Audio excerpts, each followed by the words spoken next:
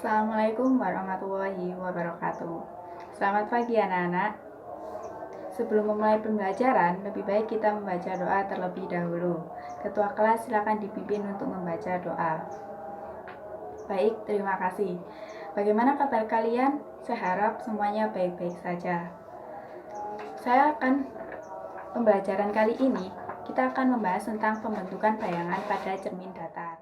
Saya mau bertanya, ketika kalian bercermin, baik itu mau berangkat sekolah maupun mau pergi bermain, kalian pasti akan menemukan bayangan kalian sama persis dengan kalian tetapi terbalik kanan kirinya. Mengapa hal itu dapat terjadi? Adakah yang bisa menjawab? Ya, benar, karena adanya pemantulan cahaya. Pemantulan cahaya terjadi karena adanya hukum Snellius. Saya akan bertanya lagi, bagaimana pengaruh jarak terhadap jarak bayangan pada cermin tersebut? Adakah yang bisa menjawab? Ya, jadi pengaruh jarak benda terhadap jarak bayangan adalah jarak kita dengan jarak bayangan ketika kita bercermin, itu bayangannya itu sama. Jadi ketika kita maju, maka antara jarak kita dengan jarak bayangan akan sama-sama mendekat. Tetapi ketika kita menjauh, maka jarak bayangan juga ikut akan menjauh.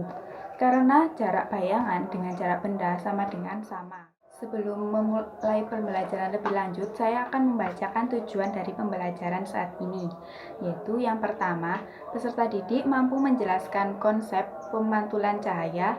Yang kedua, peserta didik mampu menjelaskan sifat bayangan pada cermin datar. Yang ketiga, melalui percobaan pembentukan bayangan pada cermin datar, peserta didik mampu menggambar pembentukan bayangan pada cermin datar. Baik anak-anak, saya telah membacakan tujuan pembelajaran tersebut. Sekarang, kalian membentuk kelompok. Satu kelompok terdiri dari 4-5 anak. Setelah membentuk kelompok, kalian mempunyai LKPD masing-masing kan? Silakan dibuka LKPD tersebut. Sebelum melakukan percobaan, lebih baik kalian baca terlebih dahulu LKPD-nya. Di dalam LKPD, terdapat rumusan masalah, hipotesis, variabel, dan lain-lain. Sebelum melakukan percobaan, lebih baik kita menentukan rumusan masalah terlebih dahulu agar mempermudah kita dalam melakukan percobaan tersebut. Silakan setiap kelompok menentukan rumusan masalah pada percobaan kali ini dan jawabannya ditulis di dalam LKPD. Setelah menentukan rumusan masalah, kalian dapat menentukan hipotesis. Karena dengan menemukan hipotesis, kita dapat melakukan percobaan apakah hasil dari percobaan sama dengan hipotesis yang telah kita rumuskan tersebut. Apakah sudah menentukan hipotesis semua? Hipotesisnya dijawab di LKPD. Setelah menentukan hipotesis, sekarang kalian akan menentukan variabel, yaitu variabel manipulasi, variabel respon, dan juga variabel kontrol. Karena sebelum memulai percobaan, kita harus menentukan variabel-variabel tersebut. Setelah kalian menemukan variabel-variabel tersebut, lalu definisikan variabel operasional dari variabel manipulasi, variabel respon, dan variabel kontrol. Jawabannya ditulis di LKPD. Setelah menemukan data-data tersebut, kalian harus melakukan percobaan sesuai dengan langkah-langkah yang ada di LKPD. Setelah melakukan percobaan sesuai dengan langkah-langkah yang ada di LKPD, kalian harus mengamati dan menulis hasil percobaan kalian pada tabel hasil percobaan yang ada di LKPD. Apakah sudah selesai menulis hasil percobaannya semua? Setelah kalian menulis hasil percobaan pada tabel, kalian dapat melanjutkannya dengan analisis. Di analisis itu terdapat soal-soal, kalian harus menjawab itu agar dapat lebih mendalami mengenai bab pembentukan bayangan pada cermin datar tersebut.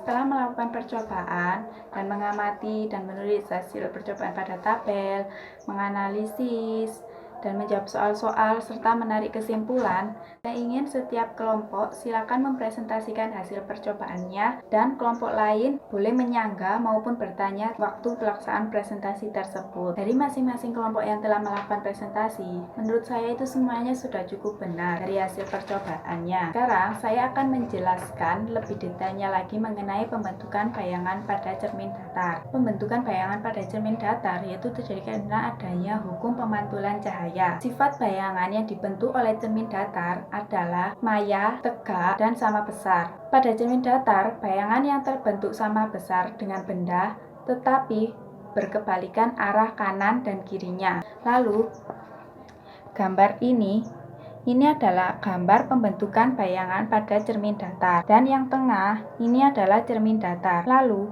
sinar datang dengan sinar pantul memiliki jarak yang sama, sehingga jarak benda dengan jarak bayangan adalah sama, karena sinar datang dengan sinar pantul memiliki jarak yang sama, sehingga pembentukan bayangan pada cermin datar adalah sama. Sebelum mengakhiri pembelajaran, saya akan menarik kesimpulan pada pembelajaran kali ini, yaitu jarak benda terhadap cermin datar berpengaruh pada jarak bayangan yang dihasilkan. Setiap kelompok tadi yang sudah presentasikan, saya lihat dari hasil percobaan dengan hipotesis yang ditentukan sudah hampir betul. Sebelum mengakhiri pembelajaran, mari kita tutup dengan berdoa terlebih dahulu. Silakan ketua kelas untuk memimpin doa. Baik, terima kasih atas perhatiannya. Wassalamualaikum warahmatullahi wabarakatuh.